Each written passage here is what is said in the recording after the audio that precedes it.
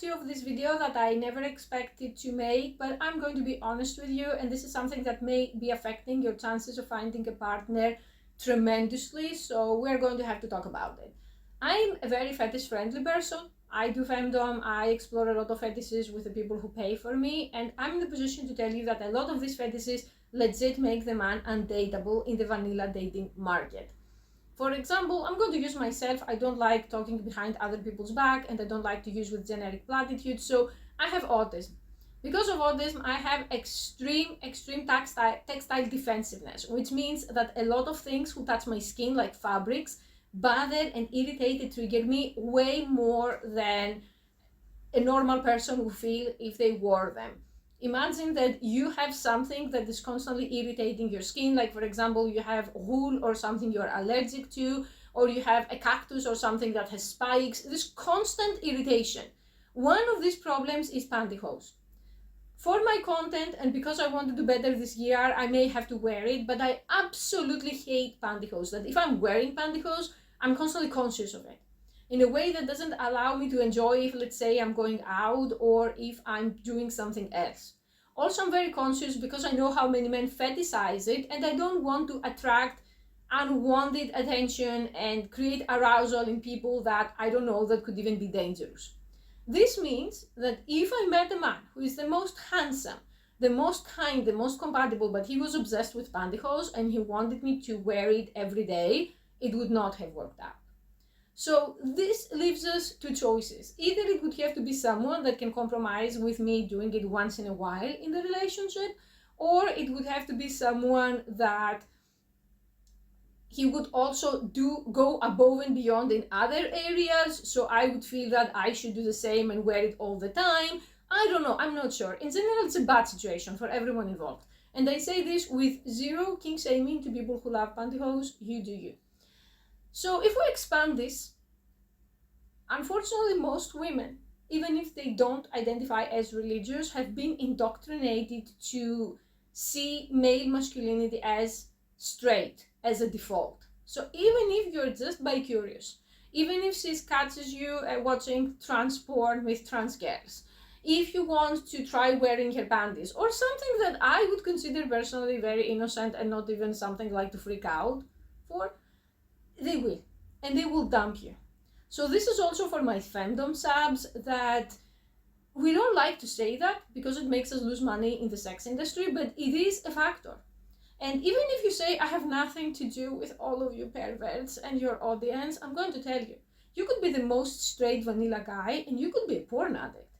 And the women are going to come to your house, they're going to find out that you have 67 terabytes of porn, and they're going to bail.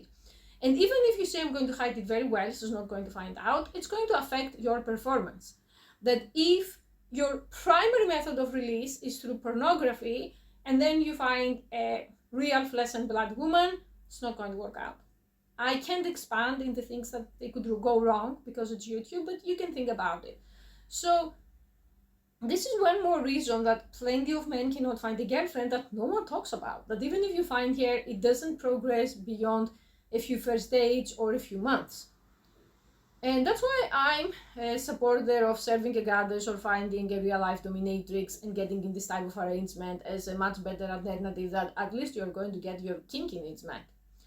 And another last but not least very important thing is the resistance to AI and AI girlfriends. I have reached a point that I call preemptive no contact, which means if I see someone or if I hear someone or if I read them posting uninformed opinions about the AI, we're going no contact, and I'm not going to give you a high or a second of my time. Time is money. I don't even have a second to waste.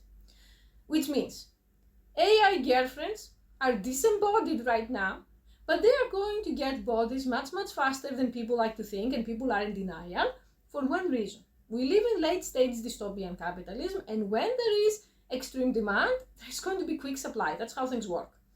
So what if you could just give up on human women and start dating androids? Or you could just date an android and then keep your options open on human dating without the worry that you're sexually frustrated, you're extremely lonely, something is wrong with you and you don't know what it is, you have ADHD and your house is a bombarded landscape and no sane woman would walk inside and appreciate you, and all of that, these problems would be solved. A very big issue is that when these Android girlfriends come out, they're going to be pricey. I mean, if you see at Optimus or Tesla, they say that it's going to start from $25,000. So that's just the basic robot. So I'm thinking AI any robot would be $30,000, $40,000. But yes, I'm sure there are going to be installment plans and credit cards and all that. But I would say start saving up money now and you will thank me later. And I say that because you have been lied to. For many men, the choice isn't AI girlfriend or human girlfriend. It's AI girlfriend or nothing. And the women you want may never want you. But what if you could find an AI girlfriend that she looks better than what you can get in humans? She's nice to you, she loves you, she's customized, she's never going to leave you. And the alternative is dying alone. I would say this would be a tremendous upgrade in the lives of many men, and I'm ahead of my time. Remember this video 5 years from now. Stop listening to the people who are glorifying nuclear family. Nuclear family is an overhyped gamble and always have been. We saw what happened with the boomers, with the so-called amazing family men who were married for 50 years and 60 years. Half of these men are on my DMs and on my adult socials exploring their kinks that in their dead marriage they were never allowed to explore, and talking horrible things about their wives, and sitting on the side, and visiting escorts, and buying pornography, and being subscribed to end the OnlyFans. I believe that if you can find a woman that you're really compatible with, and you can long-term get ahead together in life as partners and lovers, that's the most amazing thing. But I consider this a little bit more possible than winning the lottery. The chances are astronomically low. Because also the human lifespan is increasing, and in the past, a lot of people that they were in my grandmother's time, they died in their 50s. So let's say you got married at 25, and then your husband died at 50, and then you could just remarry, and it was 25 years. Now if you get married at 30 and your husband is still alive at 85, you're going to be together for 60 years, monogamous and sexually excited with each other. Really, how are you going to do that? 50 years ago, when women didn't have money, women didn't have bank accounts, their family wanted to get rid of them to not have an extra mouth to feed, you could actually buy a wife. She was forced into an arranged marriage, something that unfortunately happens in some part of the world still. And the woman didn't like you, she was not sexually attracted to you, but she had to suck it up because she had nowhere to go. Her father's family didn't want it.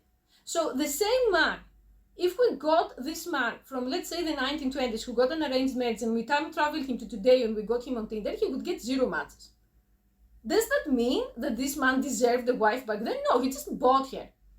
He bought a human, taking advantage of the conditions in society. So yeah, you are unlucky if you say that you wanted to buy a human and you lost your chance, but that's pathetic and insane to me. So work with what you have.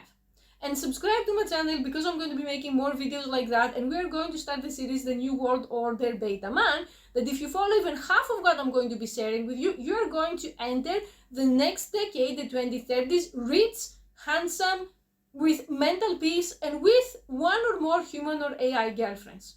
And if you still want to watch the people who are just bitching about being 120 years old and not having a girlfriend, your choice, but I bet my life they won't be getting anywhere.